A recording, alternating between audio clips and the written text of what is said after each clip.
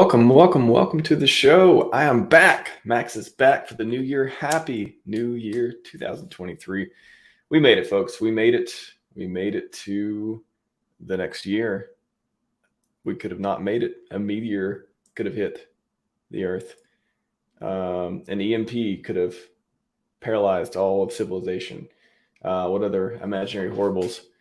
One of Richard's greatest hits could have happened. Lots of things could have happened, but they didn't. So yeah, I always like to think too, if you're living now, like if you're alive watching this right now, you survived. Like all the people before you in your bloodline survived. So you are by definition a survivor, in like the best sense of the word. So great time to be alive to me. I like it. What's up, Red Squirrel? Good to see you, man. Yeah, I thought you'd be thought you may be too late for you. Good to see you though. Finding Jim, good to see you, sir. Hopefully you can hop on. If not, that's okay too. UFO, good to see you again, man. Good to see you. Hope you had a good New Year and Christmas and all that stuff. Who else we got? Got a few people who may show up tonight. I'm not sure actually. It's New Year, so I don't expect too many people. I know at least one or two people confirmed, so hopefully they'll show up. Otherwise, I'll just talk to you for a little bit, I guess. Yeah, going to bed soon. Yep. Appreciate it. Appreciate you showing up and showing support in the chat. Good evening, Dan Smith. Good to see you. Good to see you. Welcome. Happy New Year. Here's a Pulse Field 2023. It better come, right? It better come 2023. That would be weird if it didn't, but we have no expectations. And, but I don't know if we have to do a year of sideways with no pulse chain. That would be rough. That'd be rough. I don't think it's gonna happen though. Jess, welcome. Happy New Year. Happy New Year, everyone. Yeah, hopefully I don't talk. I don't know if my voice is gonna last the whole time if it's just me up here, but we shall see. I think Furu was coming. On his way. Anyways, we had a couple other. I'll just go over the open mic real quick. This is the third one, and the last two worked out great. I had plenty of people to cycle through and come in and talk about cool stuff. So it's basically, if you haven't been on the stream before, or I don't know you or something, I'll drop the link back in the chat again. So just get on the link and just turn your camera on. If I haven't met you before or anything like that, just to hold everyone accountable, right? Yeah, just come on, chat about whatever you want. It's an AMA, so feel free to ask questions. And maybe Richard will show up. I did at him on this. I don't usually do that, but I did. I was like, he's not going to come, but I'll invite him anyways. Triple Alliance. Hey, good day, people. Good day, the Pulse Abides Network HUD. I have not heard of that. Yeah, actually, Dan Smith. What do you think about the Godwin massive 45-day stake? I knew that he staked. I didn't know how many days it was. I knew it was a big amount too. That's great. People forget about Godwell. But he's real. He is a god and a whale combined, and he's kind of like, he seems to be benevolent in a lot of ways. He seems to do stuff that's good for the community. Maybe not quite at the OA's level of benevolence. Maybe he's not the Hexen's best friend, but he's like the next best friend. He's like the friend that, like, if you need something, you'll call him. He's dependable. He's reliable. He's still around, even in the bottom of the bear or somewhere through that. So yeah, Godwill staking. I think it's nice to have these, breath of fresh air, I guess you'd say. It's nice to have these events happen that are good when it seems like most people just focus on price go down all the time, which I was on Furu's stream a day or two ago, and it's just, who cares if the price it's the bear market. If you didn't expect the price to go down in the bear market, get the decorrelation out of your mind, get all the, other stuff out of the way. It's the bear market. Things drop 80, 85, 90, the whole thing. So price go down. Are we at the bottom though? Are we at the bottom of people doubting Richard Hart? I don't know. From the comments on some of the videos that I've seen, people seem to, I don't know. I actually haven't seen that many negative comments as I've seen recently. Some of them are kind of funny too, but some of them don't make a lot of sense, and some of them are just like, it's a little too much. I'm okay with constructive criticism. I'm okay with, stuff like that. But if you're just going out of your way to just label him, in a really bad way, it's not them. It's not, your comment may not stand for very long. I'll say that. Anyways, Godwell, appreciate you, Godwell. Shout out. Hedron Godwell. There's another Godwell, the Hedron Godwell. He showed up to one of the streams one of these times. He showed up to like 100% uptime, number 5, 6, 7, somewhere through there. I think, didn't he? I think he showed up, or at least he talked to me on Telegram one time. Maybe give me a shout out on Telegram. I talked to him for a minute some way. So he exists as well. So Hedron, people out there, you also have a Godwell who apparently has a lot of Hedron and does a lot of sports ecosystem, all that stuff. Apparently Jerry is going to come on. What's up, Jerry? Nothing is working. I don't know. Hopefully there's not like the StreamYard outage with this link, but I don't know. It worked for me. I'm streaming. I seem to be live, so I don't know why the link wouldn't be working. Exactly. It's you have to balance it. It's one of those things where it can be a drag if you focus on, not being able to cash out, not being able to, even though I'm not talking about cash out completely, but it's not a good idea to, generally you don't want to sell when you're down, right? And if you didn't buy in the last month or two or so, you're probably down right now if you bought, before then in the past year or so. So it's a drag if you think about, hey, I bought something and the price went down. But when were you planning on selling? Were you buying it to sell in a few weeks? Were you buying it to sell in a few months?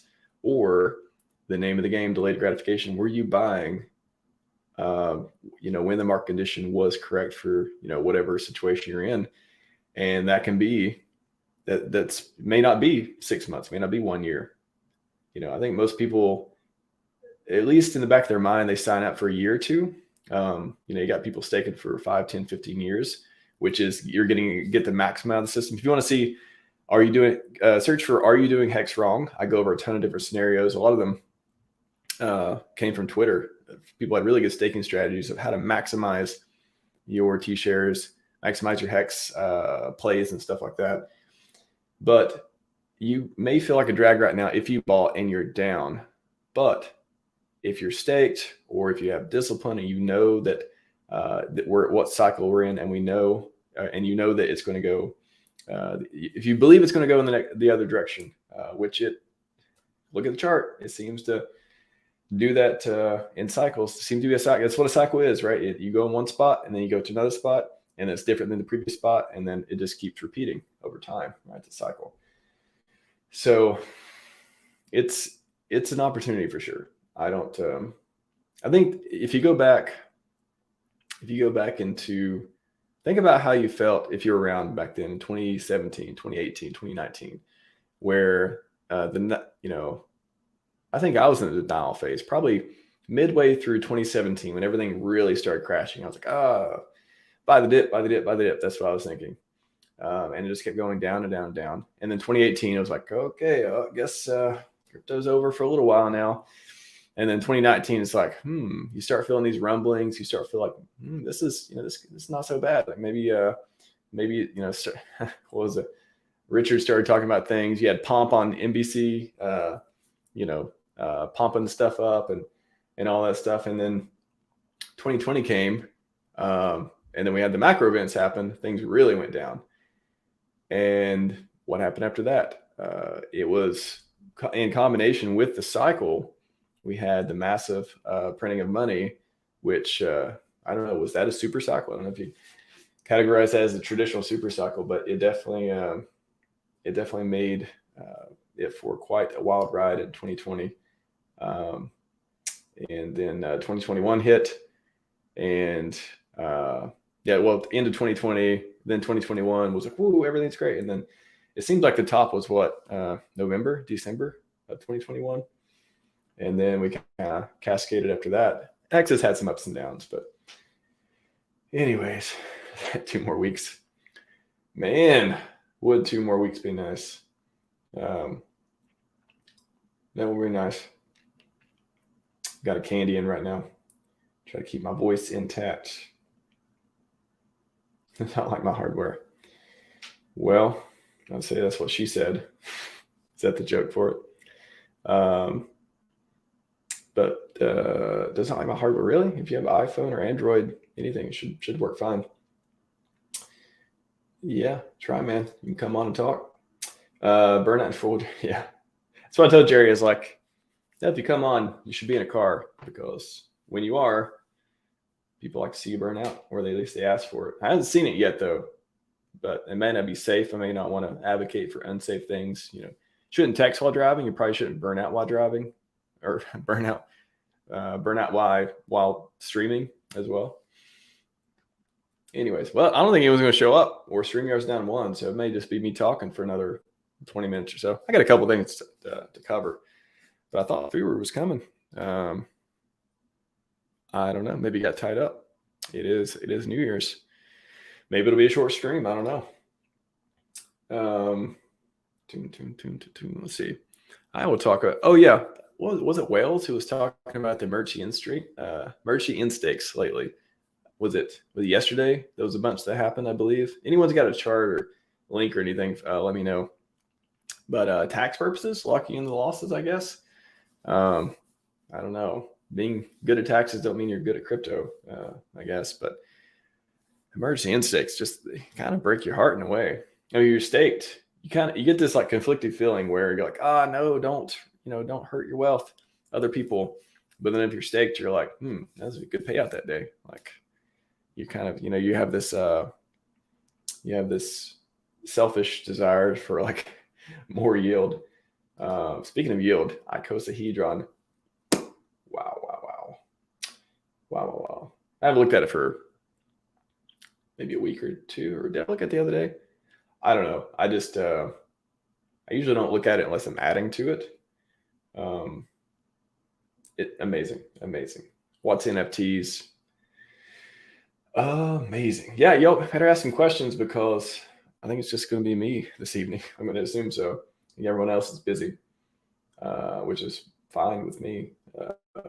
I can talk for a little bit. I mean, I don't think I'm the most interesting person to sit here and talk to you, but I don't want to give you false hope that other people want to show up either. Let's see.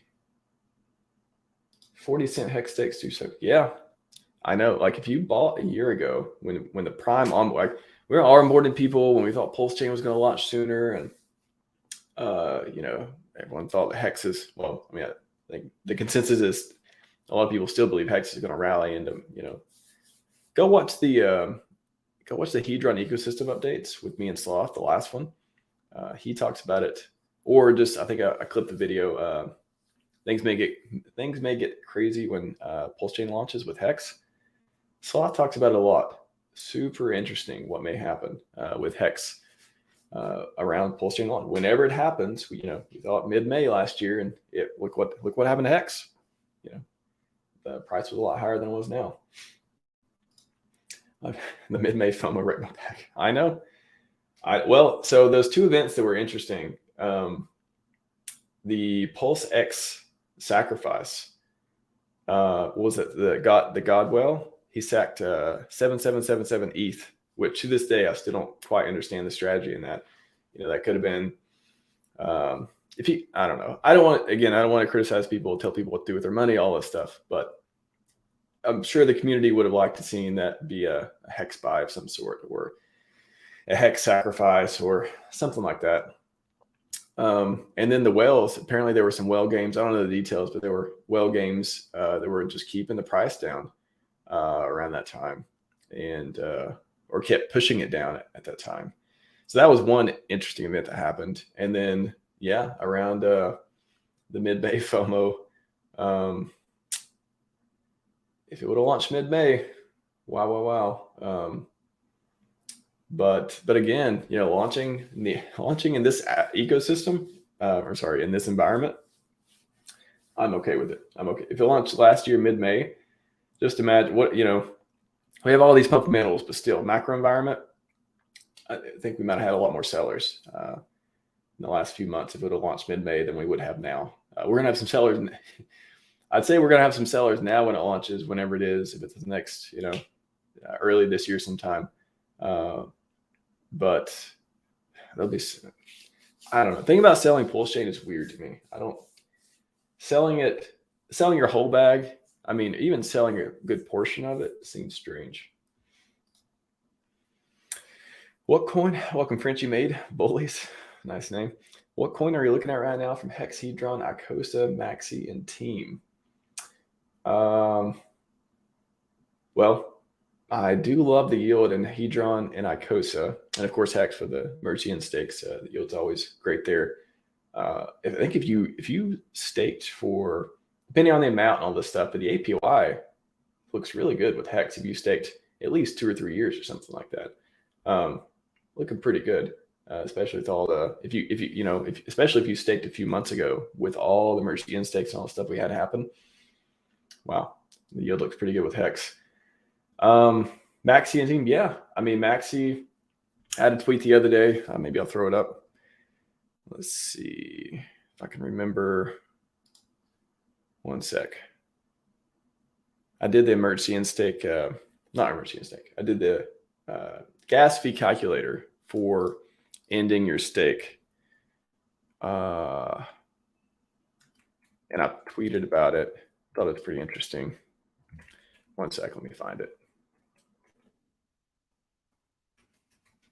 By the way, if you're new to the channel and haven't subscribed, feel free. I got a video coming out like every day, I think, scheduled for the next couple months, from just all the backlog of all the clips I've got from the past.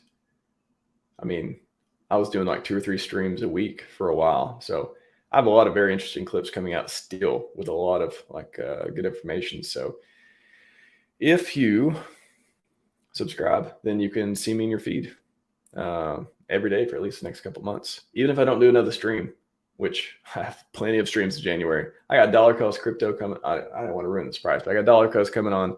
I will say that I got Carlos coming back on for a tax AMA in Wednesday, the 4th, I believe. So that should be good if you're interested in crypto taxes and Hex, all the stuff like that. If you're into that, come on Wednesday. Carlos will be here, as far as I know. I got Matt from Liquid Loans coming on at some point. Probably stream with Randy again. Randy Larsky, if you like him. Coffee was supposed to come on a day or 2 ago, but I think he got tied up or something. So maybe he'll come on this week, hopefully. So yeah, if you like those people and you like hearing about Hex and crypto stuff, feel free to do so. I usually don't talk about it because it's kind of like, if you know my content and you like it, then you'll do it anyways. But I just thought I'd throw it out there. Talk about something while I'm searching for my very popular tweet. Interestingly enough, I guess it was just not a lot of people knew about it. But I talked to Dipcatcher so many times that, I kind of internalized it. But I guess it was surprising to a lot of people. So one sec.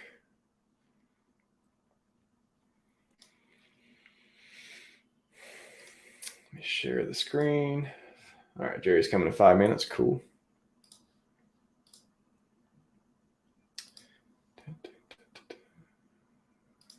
So, yeah, so just on Maxi and Team and all the derivatives on that side of things, one of the reasons Maximus is so great and the whole Maximus product line is solving a problem with the emergency in-stake. I keep saying emergency in-stake. Is solving a problem with the in-stake gas fees that are suspected to be very high in Ethereum, into the future, such as 15 years and stuff like that.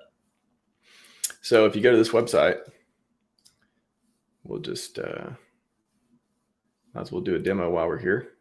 This is something Dipcatcher built, I believe. So if you're struggling to figure out what the value prop for Maximus and other products, Team and all the perpetuals and stuff like that is, you can use this in-stake. Like one of the things is if you stake, this is so that by default it's got 10 years. If you're doing a 555 stake, 5555 stake, which we love 555 stakes, right?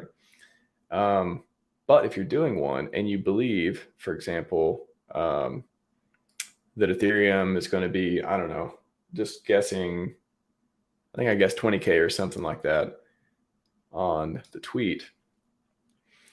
But to end that stake in 15 years, somebody, assuming Ethereum is 20K each, which in 15 years, to do a 20x in 15 years, that seems, for Ethereum at least, not too crazy.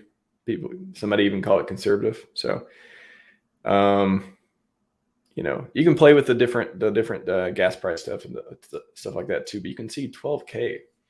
Now, that's different if you have, back to my point here, there's difference in any stake that's 10K where you're losing money if you end the stake, which that'll happen though. If you're doing if you're ending a stake, if you made stakes that are 5555 that are for $1,000, $500, stuff like that, you don't want to be losing money on some of those stakes. So it's not a flaw, it's not a bug, it's just part of the system of as networks grow, they become more valuable and things like that. Now with PulseChain, maybe a lot of that goes away. Hey, maybe it only makes sense to end PulseChain stakes, but in reality, we all hope, or we should hope, the PulseChain eventually, 15 years from now, 10, 15 years, first of all, exists and is thriving. That would be amazing. And second, I don't know. I mean, Ethereum couldn't exist, or might not exist. That's a little, out there because we've already had a lot of time that Ethereum, it does exist. A lot of projects build on it, all that stuff. But what if one day a new network comes out, Solana V5, and they're like, yeah, just click a button, all the tokens migrate over. You don't have to do anything, devs. All the fees are cheap, like a no-brainer. Just snap of the fingers, everything's better. You never know. Ethereum could be outcompeted too. Anyways, you may just be ending stakes on PulseChain because you can afford to end them because they're much less gas fees versus Ethereum. But if you make 100K stake, for example, if it takes 12K to end it, maybe you're okay with a 10 or 12% haircut. $1 million, probably not worried about those 5555 stakes. But small 5555 stakes are going to be interesting in the future if you believe Ethereum is going to grow. And again, you can play with some of these variables. Let's see if you do like the around 10 years or so. It's less. What do you get for staking? Because the T-shares, you start maxing out your T-shares when you go when you get the 10-year, I believe. So what do you get by going 15? Well, you get all the administrative in-stake penalties. You get T-share preservation, all that stuff too. That's why to maximize it, you do 15-year, but would cost less gas. And things like that. I mean, even if Ethereum is 10K, let's say 10K, Ethereum, 10K, that's 7K to end the stake. So not a bug in Hex. It's designed that way for various reasons and game theory and all the stuff that makes it great. But this is one of the things that Maximus solves. And that's why we're super thankful to Tantal Nomini, Dipcatcher and Gold Key for building stuff like this because you can pull the stakes and you can get a derivative of that, and hopefully you can stake that derivative and save yourself from yourself, or make that part of your other pile and not part of your retirement pile.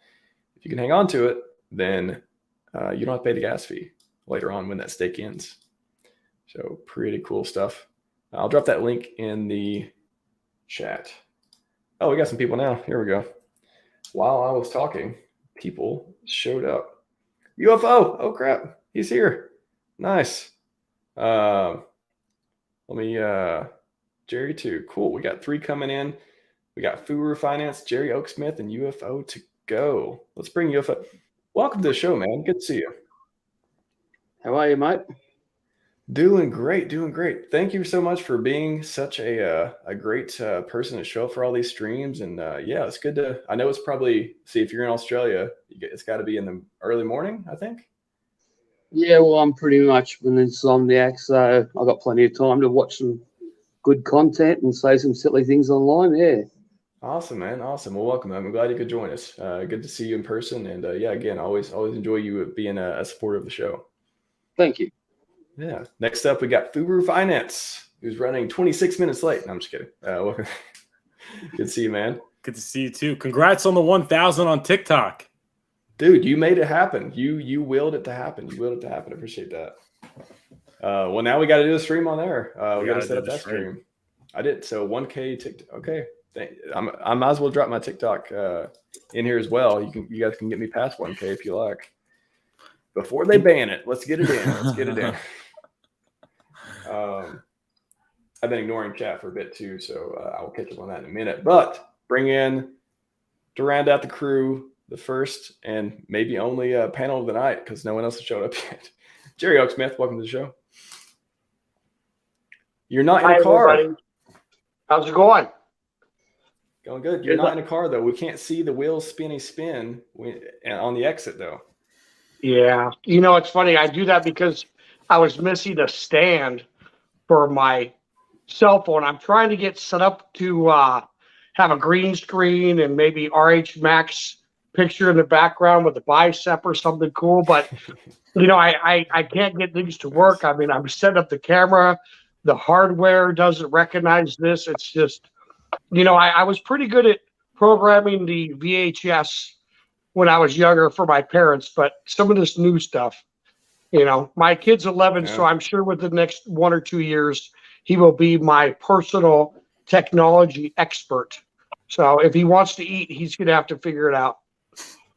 You got to have those PTEs around, those experts. Yeah, I still help my parents every time I visit for Christmas or something. Somebody's laptop is dead or just I don't know how they do it either. It's like just buy them all iPads, I guess. I don't know how they tend to mess it up, but it's it's good to have somebody around that knows technology. And yeah, I may end up not remembering how to figure stuff out by the time my kids are grown as well.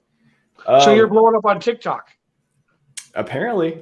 Well, I will let's see. Let me throw it up on the screen here. Let me go to it if it'll let me not without logging in, just to show everyone. Me and Furu talked about a couple of days ago about TikTok and marketing, and wow, it's literally went up like, let's see, hold on, was that? You're at 888. What?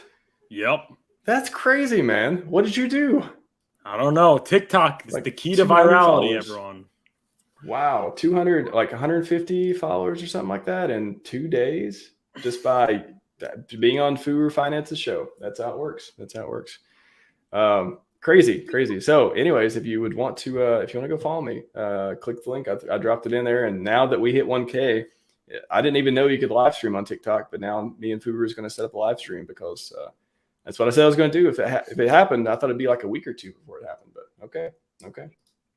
I'll take it. Before we go any further, UFO to go. You want to just like kind of introduce yourself to people? I don't know how much you've been on streams before, but just like give a brief story of your background, how you got into Hex crypto, and just people who know more about where you are.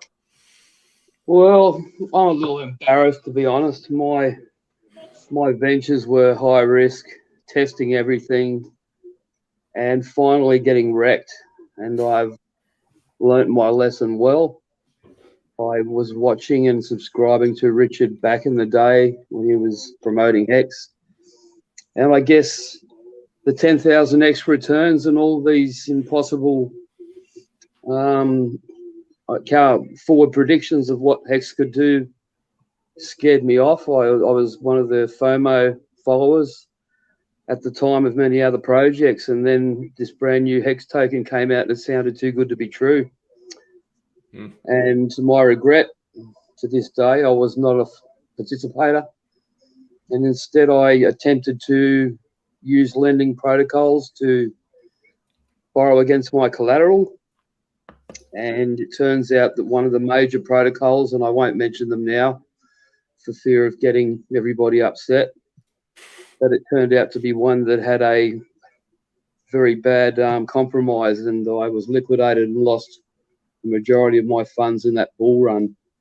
So I eventually gravitated toward where I found people that had some knowledge, a project that was immutable, a project that had now a success track record. and I'm now 100% Hexagon and proud to admit it. Boom.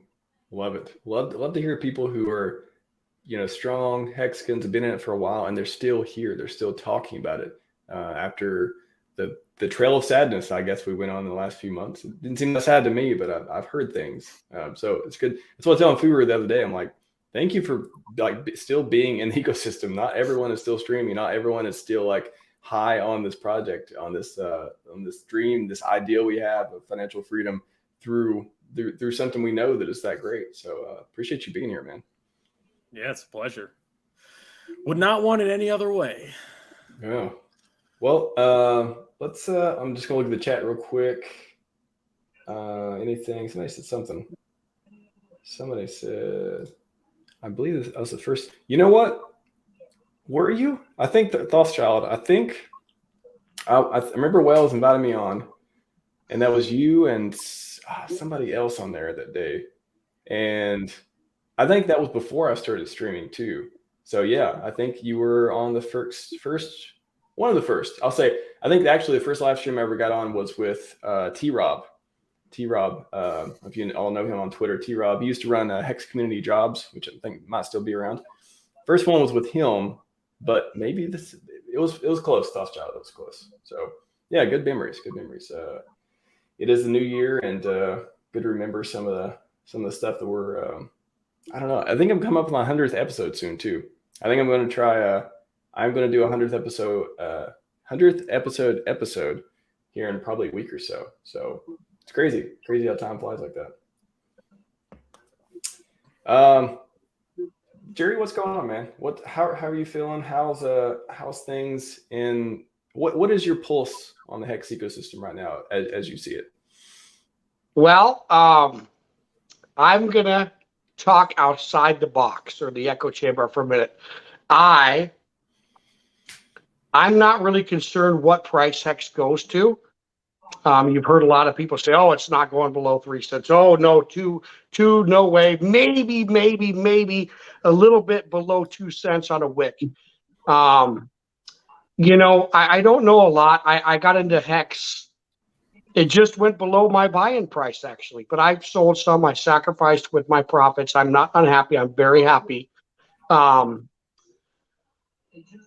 it's funny because I've heard, and you could probably speak more to this, is that Hex has had a lot of big drops along the way up.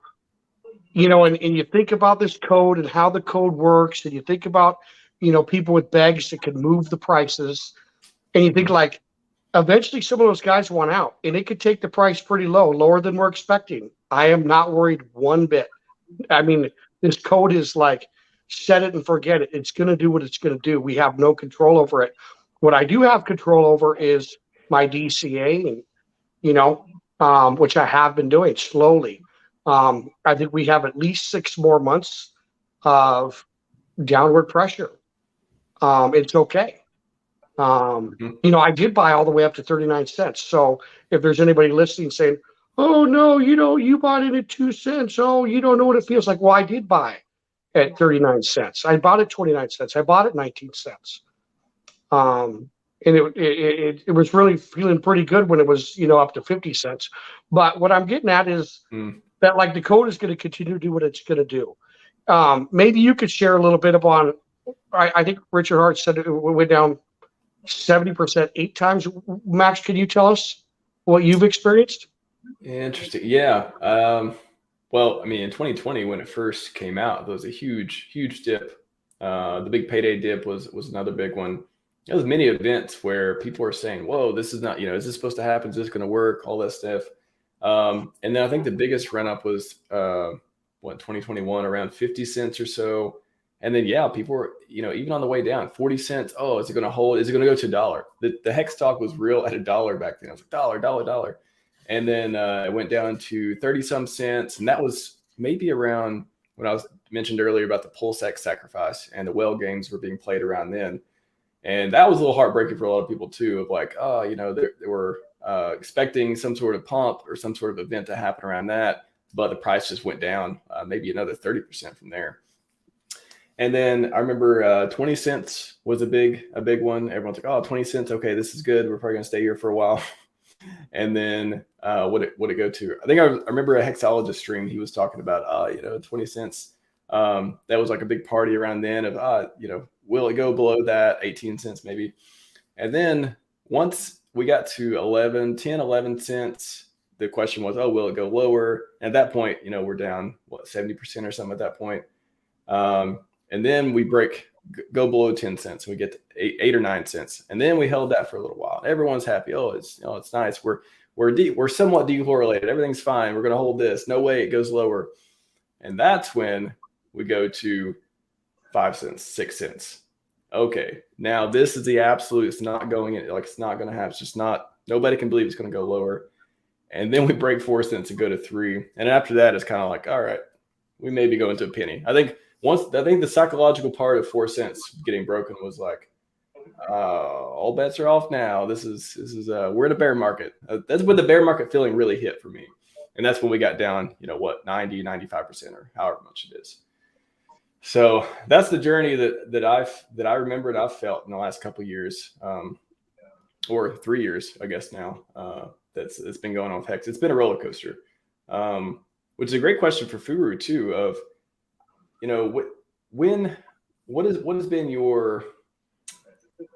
when you first got in? I guess can you talk about like when you first got in and what you saw with the price, what you felt was happening, what was kind of the pulse of the ecosystem too around that time?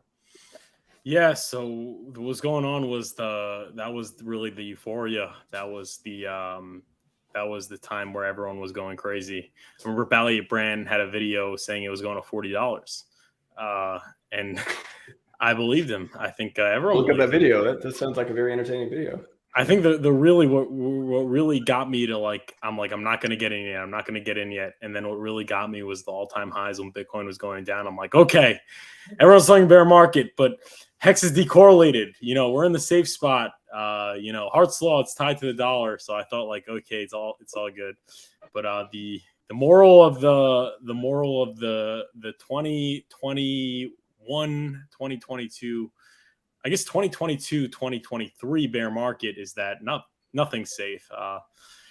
There's no safe haven asset in a crypto bear market, especially when the Federal Reserve is tightening. That's for certain. A lot of people were looking at Trust Wallet token, and I look at Trust Wallet token, and it's gotten the dumps. So that's just it. It's a bear market, and I'm okay with that. I think people say like, oh yeah, if it goes below 98%, if it's a 98% dip, it's not coming back. It's like, okay, it's a 97, it's coming back. 98, it's not.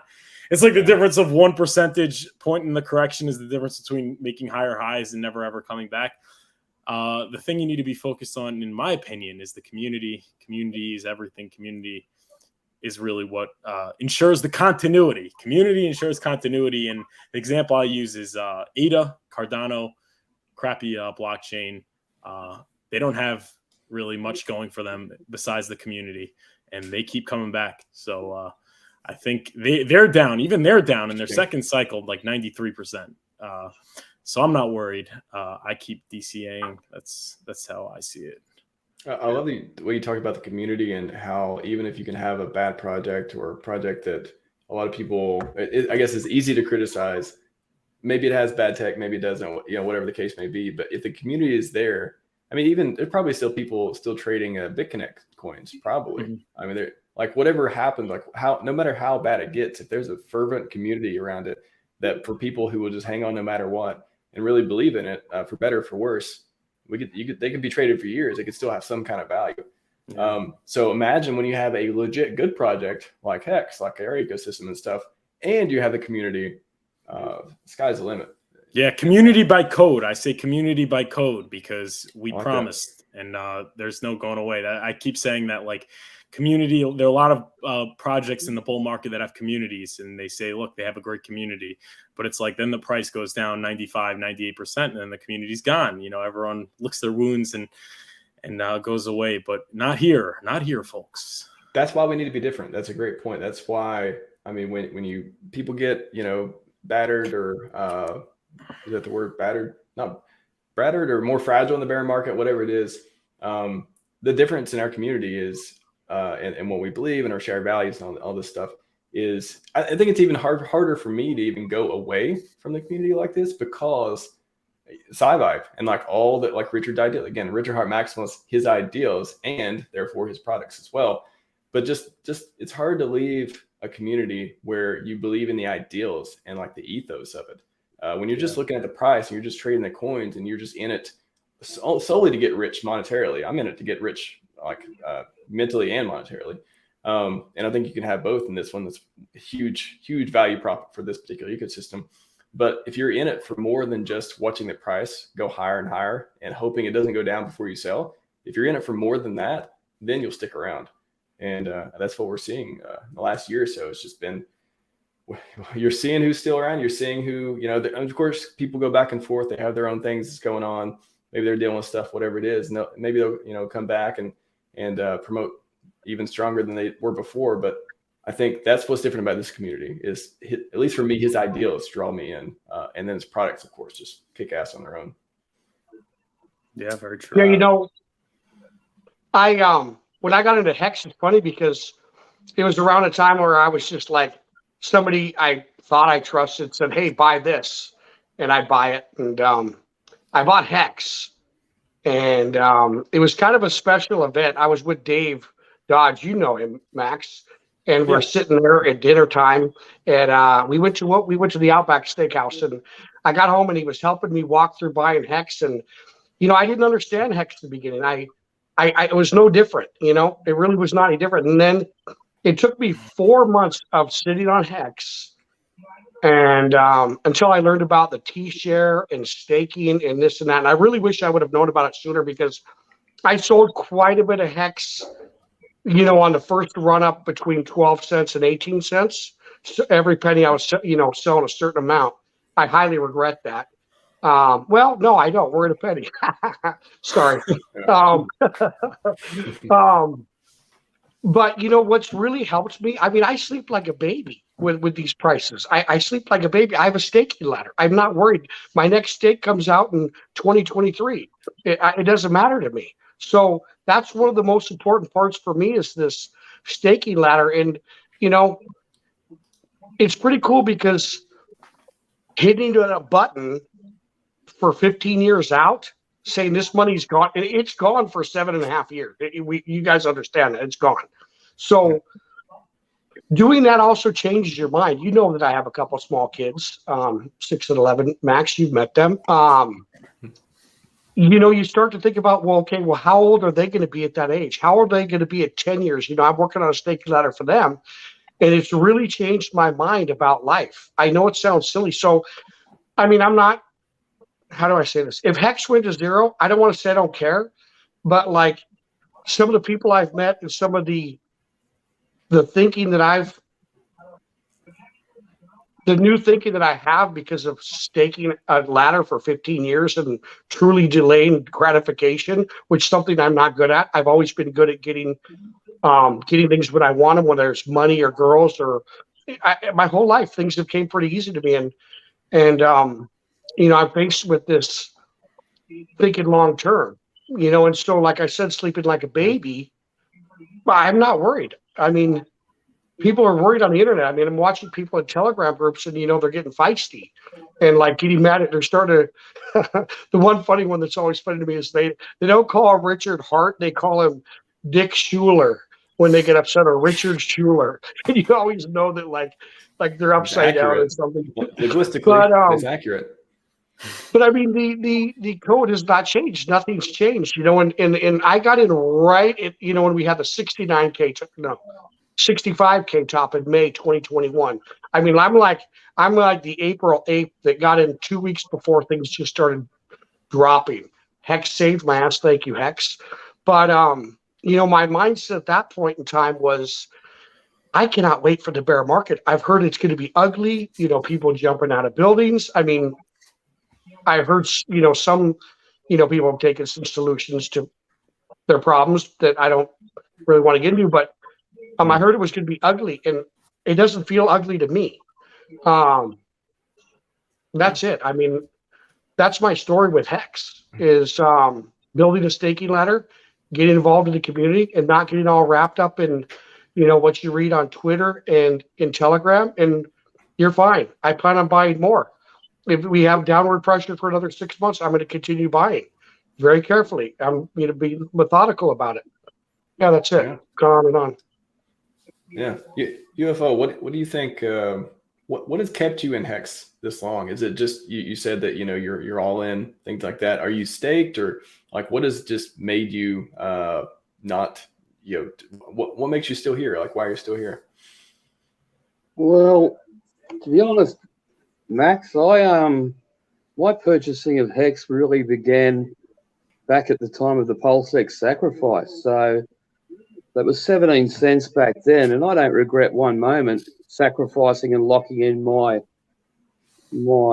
sacrifice at 17 cents. So you would probably all agree that the money that we sacrificed for that particular event, we've been protected from the bull market ever since. So that's one thing that's kept me ultra positive. And then I've bought some more since then, as Jerry mentioned, down from 18 cents below, 12 cents, 7 cents, and I've been in and out of the market, and then I got into Hedron and bought that at the top as usual. But having staked that again and then bought some Mycosa, I'm getting that yield, and that's my reassurance at this point. I'm not really concentrating on the price. I'm just a yield fanatic. And then I've also purchased some HSIs rather cheap during the auctions. And when I look at the amount of T-shares I've gotten for those purchases in the HSI auctions, they're particularly expensive if you extrapolate the price back to 40 cents a hex. So Yeah. I'm just trying to sit pretty and think about all the positives at this point and not to focus on things that aren't going my way, just on things that are going my way. Yeah, the auctions have been insane with the deals. I had Sloth and Blue Bum on the other day, and we were streaming during one of them ending, and it was like a 40 or 60% discount, something like that. It was just totally worth it. So I even thought about, I haven't been participating in auctions as much as I thought, or I didn't plan on participating that much because I didn't think there'd be that many deals to be had. But wow, if you have some Hedron and you want some HSIs, those auctions you're going to be able to get a crazy discount on the actual value of them. Most of those were $20,000 stakes, and I mean you're cancelling out, the majority of people at this point in the market that have spent most of their money or lost most of their money. Yeah. And they don't have that big reserve ready to deploy like a lot of other people may have, and those guys are profiting very well. I mean, a 60% discount on a 2.5 cent hex T-stake, that's a pretty big deal. It is. It is. And people forgot about Poly. I never hear people talking about Poly anymore, but it still has it has a price. They're still worth, the tokens are still worth something. It's still a project that's going on, even though it didn't go exactly as planned from Maximus team. It's still turned into what the trustless Hedron stake at this point, and it's being traded and it's around. So I don't hear anyone talk about Poly anymore, but it is around and doing okay from what I can tell. Gentlemen, we have one person in the green room, so that means either we have a volunteer who needs to drop off, or we play a game where you pick a number, and the one who picks the magic number gets to leave. So moment of 3 seconds. No volunteers. We'll go on to UFO first. What between 1 and 10? Pick a number. Hold on. The number you pick is, if you're out, if you pick the right number. Yeah, basically. And so basically, you can give the system's rigged. Whoever you want out, you just say, "Oh yeah, that's your number." No. I wrote the number down. It's on my screen over here. Show us the number. Show it to us. I'll show it to you afterwards. I'll It's a rug pull, Jerry. Rug pull in progress. Jerry, what's your number? What are my options again? 1 through 10. 1 through 10. And if I pick the number, I'm out. If you pick the number closest to the one that I have written down, you're out. Yeah. Oh, and what did UFO do? 3. 3. Mhm. Ooh, shit. And how come I'm second? How about you? You're on So the how about screen. this? You're just order. I will go. I know you picked 5, just to let you know you picked 5. But I'm going to go You better 2. not pick that number then if you I'm think going that. 2. 2 it is. 2. Okay. All right. Furu. Strategically, I should go 1. Yeah, that's 1 or differently. Yeah. Yes, I think you should go 1. Definitely. I've got a cushion around me. Oh, that is true. Yeah, I'm the safest at 1. All right, I'll And go. zero's not an option. UFO, Yeah. sorry, buddy. All This is right, wild games, Flame. This is wild games. I'll go 5. Oh, we have a tie. I can just step went out. 1. You could have won if you just went 1. Now let's do it again. Do it again. I'll step out because I got you on Friday, and we get a TikTok sure? stream. So Okay. we get a TikTok stream. We get the TikTok stream. 2-1. Jerry, you bled him out. All right, guys. Jerry. Good All to right, see you guys. Thank you guys so much. Tune into my show at 12 p.m. Yeah. Go to Furu, at Furu Finance on TikTok, Instagram, Five Guys, fans only, and Twitter. Yeah. All right. All Happy those. New Year. Yeah, you're doing great, buddy. I really like Thank you. when I catch your stream. Yeah. You're such. I just love your style, your tone of voice, and yeah, good stuff, buddy. Thank you. And thank you for the super chats. Hey, we'll keep them Absolutely. coming, huh? All right. coming. Yeah, for sure. All right. Take care, guys. See you, man. All right. The number was 4, by the way. So that's why I was like, if you picked 1, you could have got it, but it didn't go. But UFO. I almost went on 4. there. I almost went 4. Almost went 4. That was the number. Almost went 4. Jerry tried to set me up. He did. Oh, here's one of my favorite guys. What's going on, y'all? Happy New Year. Happy New Year. How's everyone doing? You get to bring us in with a we already did a pulse of the community, but what is the pulse of what is Crypto Kool-Aid working on in the new year? What is he looking forward to the next couple months in the ecosystem? Yeah, well, I was talking about it on CZ's stream last night. I think a lot of things evolve beyond just crypto. And so looking at just education in a global sense, what happens when we get decentralized real education instead of for-profit colleges? Decentralized politics, the centralized way of utilizing different assets beyond just finance. It's going to be very, very interesting because we're sitting on that epoch that took us from Netscape and Trumpet Windsock to AOL to nowadays, if you have an AOL email account, you're like, Jesus, dinosaur, how do you even live with yourself? I mean, even having a Yahoo account is kind of like Jesus. I still see at AOL sometimes. I mean, like it's kind of a harbor because like I'll even heckle people that have Yahoo. I mean, it was a great chat application way back in the day. You know what I mean? 98, 97, all the rest of that. But the evolution of things move faster and faster. And as we move into this next year, where decentralized communities are evolving on top of each other, not just from the let's make a token, let's get rich, to let's communicate, let's build, and let's do things that extend outside our ecosystem or even country, continent, time zone, and all of it all at the same exact time is very, very interesting. I mean, you can even take the epoch of the fact that Microsoft owns GitHub, but do they hold the rights to all of GitHub? When do we have a new decentralized version of a repository of all those things that an overlord can't own and or buy? What a token. I mean, you all know I'm pushing for the fucking Fediverse type shit because I think that's ripe. But a $50 million token just bought the second largest node in Mastodon, which means that spurring of utility and knowledge is starting to be there. Does the API suck ass? Yes, it does. Sucks horrible. But so did Trumpet Windsock in Windows 3.1 with Netscape. And now everyone has the internet on the phone. Now it's all super easy. So trendsetters are the ones that we need to do. So coming into this year, we need to build. Whatever your capacity is from teaching, talking, and or doing. Richard Bach says we teach the best, we need to learn the most. And that's what we all need to buckle down and do instead of worry about price.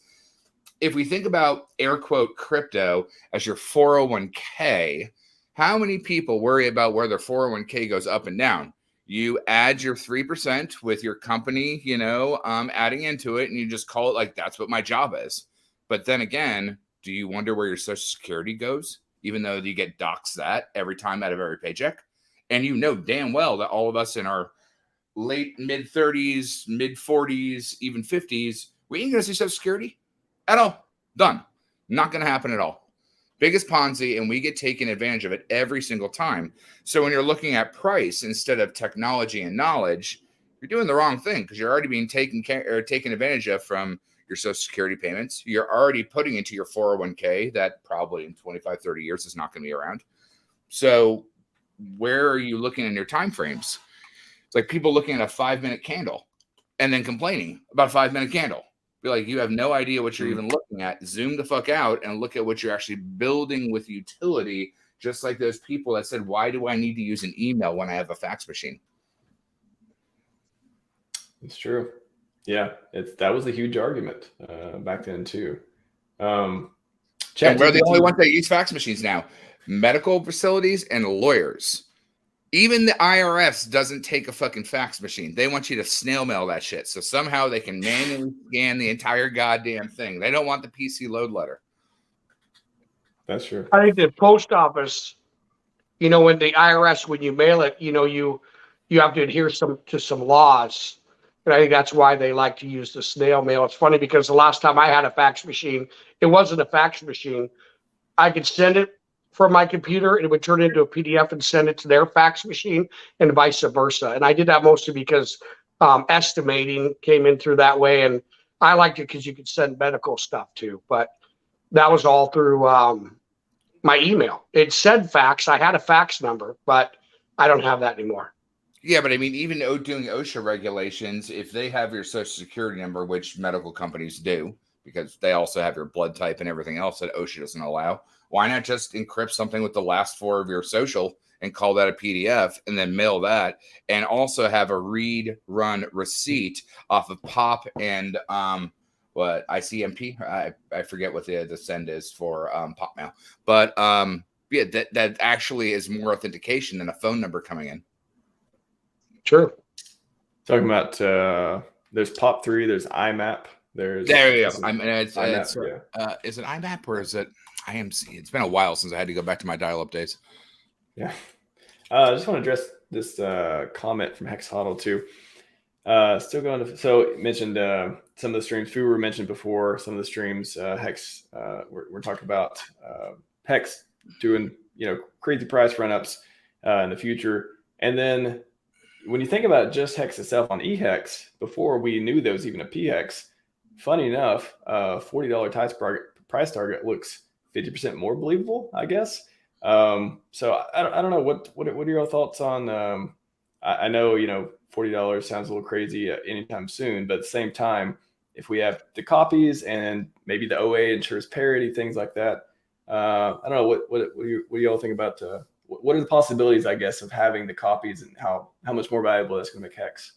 Well, I think the one thing that people are still and unfortunately focusing on is the Hex price and not the T-share ratchet. Remember, liquid Hex is like having a ticket on the T-share train that you never got on. Period. Hex is only use case is to get T-shares. Otherwise, you could have a luxury Porsche with 0 gas and 0 battery. That can go up and down in value.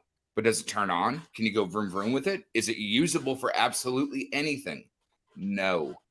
And look at what the God Whale is doing now. At a 45-day regiment, yes, we get a little less payout, but that amount of yield, rubber banding, will push the T-share rate at a much higher ratchetable amount. Look at HSI auctions, 90-day windows between one circular loop of that. That, through many different revolutions, will push the Hedron burn. And as the Hedron burn goes, Hedron becomes more rare. Now, Hedron is based on your paradigm of a T-share. Now, if the God Whale keeps doing this and cycling it every 45 days, he pushes that pump of the T-share price up further and further and further, faster and faster and faster. Because we would assume that the God Whale doesn't need the money to dump. What he's doing is he's pressing the button that says go faster. It only takes one snowflake to create an avalanche. And after that, it's gravity on how it divides further. Yeah, just I'm not I can't remember exactly the Godwell. So he staked a bunch of hex recently. And is there something he does every 45 days, or what is it's just starting? So we're basically playing people chess right now, right? And so like he just took 2 billion hex or whatever the thing is. It's like 11,000 T shares or some nonsensey thing. And he only staked it for 45 days. But when I talk about what real game theory, the buzzword that people like to use, it's mechanics or levers divided by systemic design or the board, and that parentheses times social consensus, which is your opponent. Now, we've seen what the Godwell does. He does not need the money, which is the same reason why we trust Richard. He does not need the money. When people try to use the imaginary horribles, they're projecting themselves on top of the same ideals. Do you think Warren Buffett needs to dump on people's heads or all the rest of that? No. He waits till people are in fear and then gobbles up some delicious. So the same things with people that have the metric weight to do something, they will press the button to benefit themselves and those with the same ideals. I tossed that link in the private chat, Max, which talks about Buffett is now circling to be the 3rd richest person in the world. And Berkshire Hathaway is just an ETF of a whole bunch of shit that they started along with the vision. I believe he started with like trains, I believe, way back in the day, and then moved through to different utilities of ideals. That is inherently the same ideal of what a T-share is and where its yield is. When people talk about the hex price, they're missing the point. It's all about binding on top of a T-share. T-share is the most important thing, and the only way you get on the T-share train is with hex. Yeah, you know, when I go to check Hex daily stats, which I do not do every day, that's the first price I look at is the T-share price, and it's looking pretty good. I like it. I mean, Crispy and Dev Huey have some fantastic sites to future model it. I mean, I remember when we had, oh God, Max, what was the one way back in the day? Not the Hex Daily Stats. It was not Hex Fire. I forget what it was. Way back in the day that we used to use to project when the old stakes came out. But that was just a curve, or it was a scatter plot and when things came out. It didn't actually plot when things are moving up and in at the same time. And I love what the fiat and the fatty people are doing, because that site is really delicious to then start to aggregate on the type of stuff that's being done from there. We have other things being built in the background, such as Tetra with Stu, that's going to allow trading models to be able to be used based on addresses that correlate and aggregate based on those type of things. So understanding where we are and what we're doing is one good thing. But understanding what you have, which is the T-share rate, is your 401k. Everyone talking about price appreciation, just trying to retire early. Why not look at what you have, which is all of us pay Social Security, all of us that are adults that have jobs that contribute to the 401k, have their 401k or their Roth IRAs, or they're just very directly IRAs. We're already doing those things. Why not look at the future instead of being a fax machine maximalist and worrying about the price? Price means jack and shit. What matters is what survives.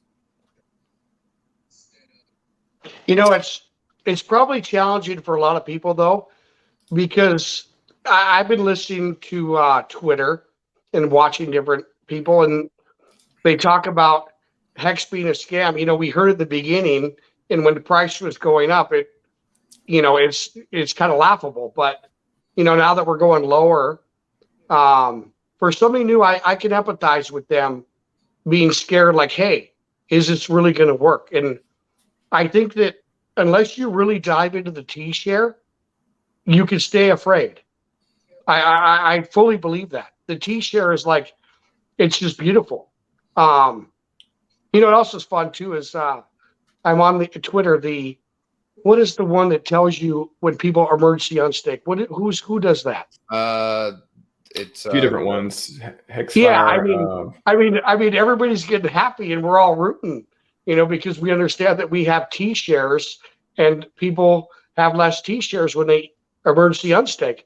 And yeah, I mean, what a neat system. I mean, we drop a little lower and then it's going to be a long road up. And it's going to be fantastic when some of these weak hands get out. There's people that are planning on getting out at certain prices, and that's okay. But there's going to be a lot of emergency unstaking between now and 2025 or whatever year it is we're the top of the bull. I don't know when that is, but yeah, it's a lot of fun collecting the rewards of other people ending their stake early. Sure. But I mean, Jared, 2 different points to what you just said. Like, you have 2 kids, if I'm not correct, right? You have 2 kids? 6 and 11, both boys. Yep. So in 5 years, your oldest is going to be able to drive. Now, let's just say, I'm a retired truck driver trainer. I rode at Katrina in a semi-truck. I've had multiple ex-fiancés, raised multiple kids. And when I was teaching my ex-fiancé's oldest to drive, Mom is freaking out in the back, and I'm thinking to myself, you're just scared because your kid's about to drive away from you, not the fact that he's not doing a great job. He's doing a great job down in the peanut gallery. But you would not want to put your 16-year-old in a mountain in Colorado on an ice storm and be like, in a manual, be like, off you go. Good luck. People that don't do their research are just as ignorant and use their hubris of complaining to get there quick, just like putting their 16-year-old on a mountain in an ice storm, in a blizzard, in a manual, and be like, hope you get down, didn't do your homework. So that is an interesting paradigm. And again, we're talking about a bull run that's in what, 2 years? A year? Oh my God. But yet, Social Security, I mean, I'm 41, so you're probably about 10 years older than me. All our retirement. Hold on, back it up. You said I'm 10 years older? How old are you, sir? Oh, we're not going to say that publicly. Let's just say. All right. Well, what I'm saying, I'm not 51 though. That kind of hurts my feelings. I was just like within a range, right? You know what I mean? Okay. So you're in range. Let's say 40 to 50. That range, we'll call exactly. it that. That's what I'm talking about, right? The range of 40 to 50, because we're talking about, like, my mom is 71 and she still works 2 jobs. Oh man! And her investment vehicle that she only has is her fucking house. The second I actually ever cash out any Hex, the first thing I'm going to do is buy my mom's house at double its value and then hand it back to her. I still will not take a dime. I think I've maybe cashed out, 15 grand in 3 years of this, but I used to be an ICO influencer in 17 and lived on crypto for a year and a half. I looking at this as an investment vehicle that even a child right now can put a throw at a wall and in 15 years, literally have a stupid amount of money. But it's not a 15-year ideal. It's a cycle on how wealth moves. And when you can bind on that, now we're binding on more than just Social Security, which anyone that's in the 40 to 50s, for again, 50 or 41 right here, we need to be thinking about that, because we're already paying our Social Security. We're already investing into our 401ks. We're trying to do something to get passive income that will not be there when we get older. Just like my mom at 71 working 2 jobs. So it's understanding that instead of a price. It's like real estate. You can't buy any more real estate because the land's already owned. T-shares is like owning real estate in an investment vehicle that technically is immutable, but it's not technically immutable. There are some wiggle rooms around it. There's levers that can be pressed, but it's not different than, let's say, SBF gets knocked with all the rest of that. But what is it? Bank of America or Wells Fargo got nailed with a $4 billion fucking fine like 3 weeks. That's not the first time. They've been doing that for a long time. This is not their first time. It's because they're harvesting the cream off the crop, and that little slap on the wrist is just a peanut for them. They opened accounts of people that had passed away. No, that's the whole thing. They're an accredited investment vehicle Yeah. that can get away with all of this and still get slapped on the fucking head to be like bad dog. But yet that fine is only a bare mittens of the cream on the crop that they have. And so when you look at the price of liquid hex, you're looking at it the wrong way. It's not a bad thing to ask. But when the T-share rate is just as expensive as Berkshire Hathaway, nobody's looking at liquid hex anymore. They're looking at the investment vehicle that you can get. That's the trick. It's Blackstone owns all the real estate, right? So every fall of the housing bubble and all the rest of that, Blackstone comes and buys all the rest of that shit up, and then from there they raise the rent, and then from there no one can buy a house. Yeah, Celebrity Homes bought last recession or downturn. They bought 85,000 homes through with BlackRock, and now they're looking for a new investor for this downturn to buy more homes. Yeah, it's pretty difficult to get your hands on something. I like your analogy about the T-share with the being a part of real estate. That makes good sense. And because the land's only there so much. Once you have it, you can't take it away. I mean, those T-shares are printing hex for me, and I see it every day for the next 15 years. Not only that, they're printing derivatives as well, sir, and future derivatives that will be bonded on it as well. Remember, it's a circle and a circle and a circle, and all those things can bind on top of themselves. Got a couple questions in the chat. I just want to hit here. Frosty Dog, what will RH announce this week? Apparently, is he supposed to announce something? I'm not sure. I haven't heard of that. But UFO, what do you got? What do you think if RH will announce anything this week? Will be anything good, or is it just rumors? Well, I think possibly his latest purchases of Gucci, maybe. Maybe his health situation. Maybe he's feeling better. He's not sneezing as much or something. Yeah, so it sounds like just a softball announcement, maybe. Yeah, something with a bit of alpha in it. But I think everything's going to be kept hush until the fireworks really begin. Nice. Maybe he blocks some more people or something. What do you guys think? Kool-Aid, Jerry? Think RH is going to announce anything interesting this week? First week of the year? You got me blocked. I can't see my face. You can hear me though, right? Yeah, we can hear you. We can hear you. There we go. Unblocked. Can you want to go ahead, Jerry? Comment? I can literally talk forever if I need. Outbound telemarketer. We'll save another question for you, Kool-Aid. I got another one coming up for you, but we'll let Jerry hit this one. Repeat the question again, please. You think someone in the chat asked about if will RH make some announcement this week, and we're speculating on if he did, what it may be. I don't think so. I think the next time we will hear from him is at Maddie's conference, and I think he speaks January 9th? Oh, he is speaking. Okay, that's right. Yeah, the Hex conference is coming up the 6th through the 9th, this Friday through Monday, and I totally didn't even think about Richard speaking. Yeah, I don't think he's actually going to announce anything, something like that. Here's another question. Just like I bat the eye at people talking about Hex price. What does Richard matter anymore? I mean, I salute to the man, but we are Hexicans. We are Hex. He told us to go build, and now we can build. The T-share is immutable code, and Alex Hedron fucking showed us how we can bind scripting onto a T-share immutably off of that. Once you release that, it's like asking Noah to go build a second ark for no goddamn reason, right? And again, people are holding on to too much onto one thing. We already have everything that we need. The rest of it will come in time. Why worry about the time when you can build on something that actually has fiscal factual value? Like I said earlier, you don't care about your 401k every day looking on a staker app or anything like that. It doesn't happen. You just commit to it and be like, I hope you're there in 30 years when I retire. I've never seen anyone check their 401k on a goddamn app. Sure.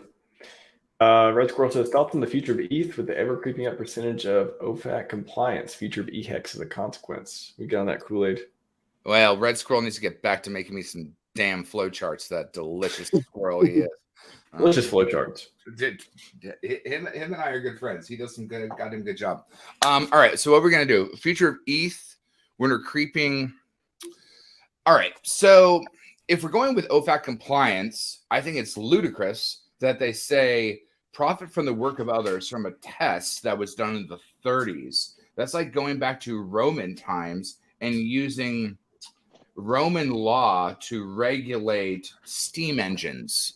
Is like taking 30s level law, which air quote is the Howey test and securities, to regulate internet.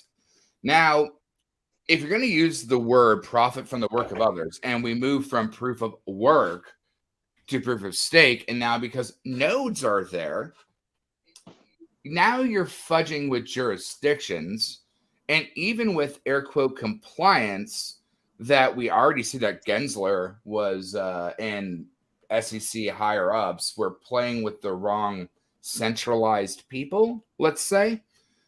DeFi will eventually find a way. And so, like, even if those farms, if we really wanted to play this little chess game, let's say those farms are housed for electricity in America. What if they VPN and shard their network to other locations? Are they still in America because they're using a different protocol of a different country's internet address to use that? They're still using silly terms to define things because they're silly humans using silly problems to try to hold on to what they had left instead of understanding how things work. So in the future, even if it's going to be OFAC compliant of there are more Ethereum miners in America, that will not be housed forever. We can look at global GDP of where maybe India will be in the future or any other emerging countries in the future. And I think the change in variables is going to change. Also, if we're going that route, we need people that aren't 70 years old to be in charge of new tech. I mean, it was the one thing, what, Kennedy was the youngest fucking president around, got shot in the head. Sorry, not sorry, but I mean, like, killed in the goddamn car, driving around, ghost riding the whip. But just he was asking for it. I know, he was young. Don't you be coming here with your hairs. I was told he knew too much about UFOs, to be honest. I'm sorry, go ahead, sir. Yeah. I was told he heard too much about UFOs. He knew too much. Yeah. Well, I mean, I'd love to get in that conspiracy side, but just for everyone watching too, what is OFAC compliance? Like, what is it saying? What does it mean? I believe OFAC compliance is what they're talking about is that the Ethereum miners are node networked more in America. And if I'm wrong about that, sorry, I can put on my glasses and actually look up some stuff. But I believe that is the stretch of what they're trying to do is because most of the nodes are housed in America. It is now as a not Rorschach test, but a Venn diagram. Most of the compliance or the nodes to be able to generate the token are actually in America, so it falls under America's laws instead of being maritime or universal law. Gotcha. Yeah, I just Googled it real quick. Just like I said, I shoot from the hip. Sometimes I am wrong, but I do believe that is the gut check on it.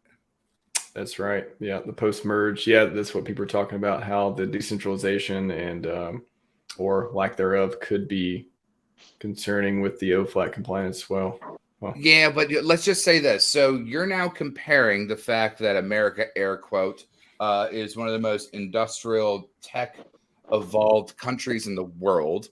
And after you did an upgrade to utilize said tech advantages with air quote, the most advanced whatever country in the world, that you're now going to put regulations on it that is not a decentralized infrastructure.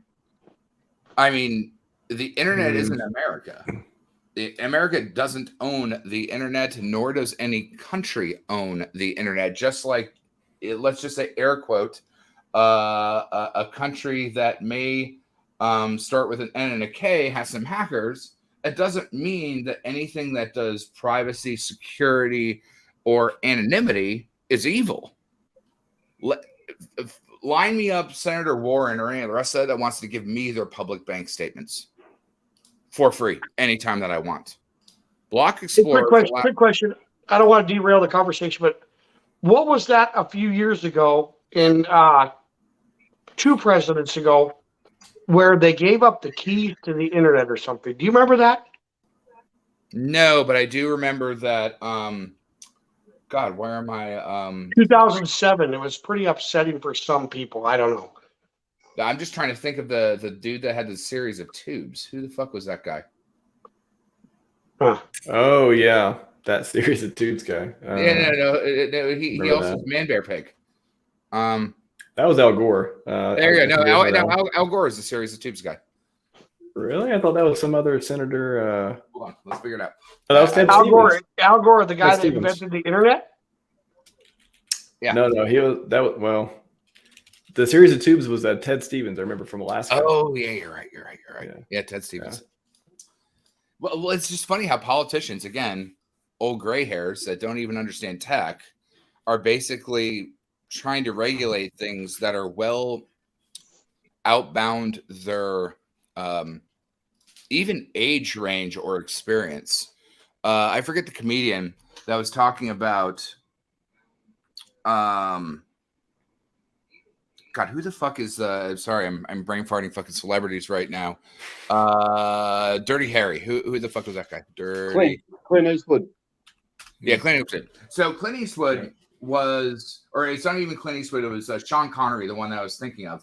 They were brought up in a different era of all the rest of it. And I forget the comedy, but it's like, no, you just woman needs a little slap. And I forget what the comedian that did the whole thing. But that era that they were brought up in, that they were matured in, that they grew through is not the era that exists anymore. And so to hold old film, old paradigms, which should be adjusted and changed, agreed with you there. But you can't not understand that those old paradigms still are embedded into those old minds, and they will not be able to handle and ratchet around as quickly the thing that's moving faster than light, which is basically anything decentralized education, decentralized internet, anything. I mean, look at DALL-E, Stable Diffusion, Midjourney with ChatGPT. We are living in a world that is moving rapidly faster. And even from my end, on the game dev side, you don't even need to have a set anymore. You just have a giant wall of LCD screens, and we just build the shit in front of you. You don't even need to go on location anymore. Yeah, it's helpful, but we can just do it for you and change it in real time for you. And you get the image-based lighting to actually reflect on it, so that way post compositing doesn't have to worry about it. The world is moving faster than what it did. So to worry about a price of Hex or even the OFAC on regulation, when that just happened within one circular cycle, it doesn't even matter in the grand scheme of things. It's like looking at a Model T versus the first Chevrolet or the first anything. I would pay money to see Ted Stevens explain how ChatGPT works. That you know, he did invent the internet. Him and with Ross Perot and all the rest of that. I would love to have all these people come in and explain how this works. Yeah. Even Warren. I would love to be in a conversation with Warren on how she still allows these banks to have these problems that she fought for. Now, I was a delegate for Bernie, so obviously I've got some shade for Warren. But how are you going to complain about crypto when the banks get away with everything and also privatize student loans, also privatize healthcare, put the glass ceiling above your head for everything that you need to do? Yeah, the current thing. That's what keeps politics going, it seems like. All right, guys, we'll wrap up soon, but one more question here. How can you transfer Hex from Ethereum Fair and Ethereum PAL to normal Ethereum chain? Quick bridge steps there. It's not Changely, but it's like something I did it once, and that whole game is stupid. If one of those chains actually if you're trying to get out, there was a SEX that doesn't do KYC. It starts with an M. Do you remember it, Max? I used one of them one time. Let me think. I did both of them once, and I was just like, just to go through it, but I don't remember. There was one that seemed to work pretty well.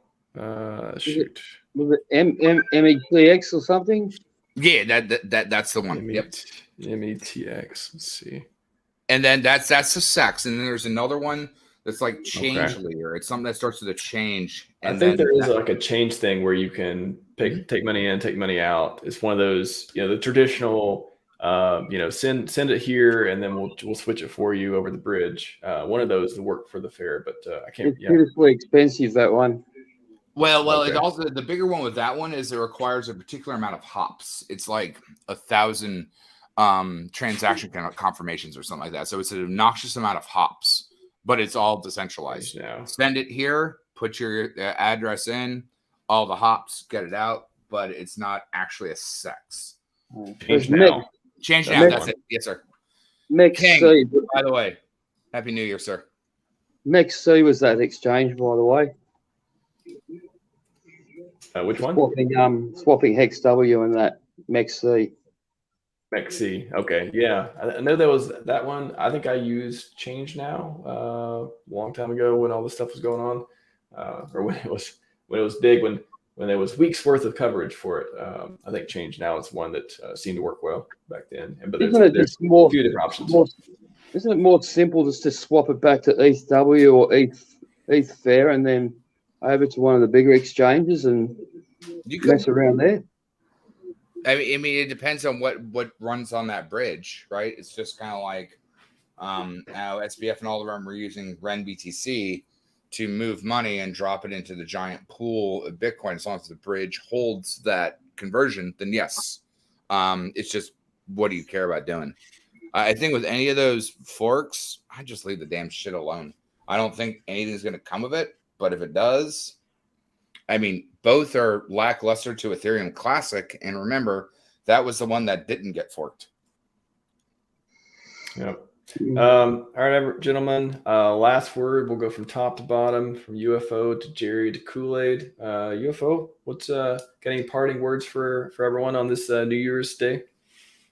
Yeah, I'm just about to pack my towel in my bag and go down to the beach, go for a nice warm swim, and then maybe stop off for some sushi on the way home and call it a day. It's the day after New Year's Day for me here, remember? So I'm That's right. one day ahead of you guys. I'm faster.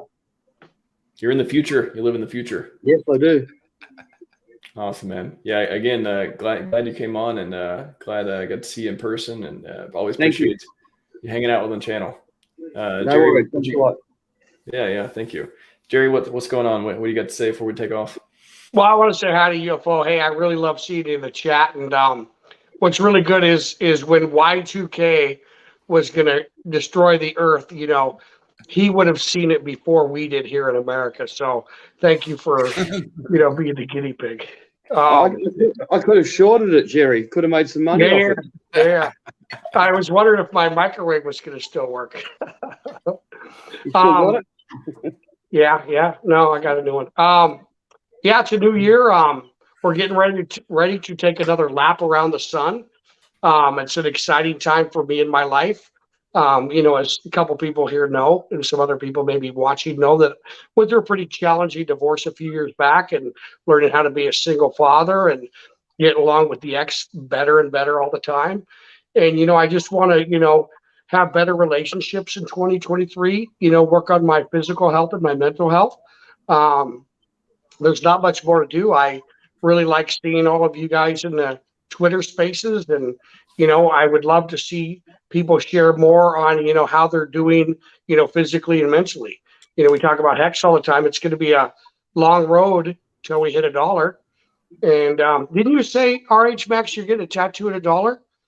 Hex tattoo, sir, or a lower back Somebody tattoo? might have suggested that. Oh wait, no, I'm that's not sure crypto I coffee. agreed. Crypto coffee.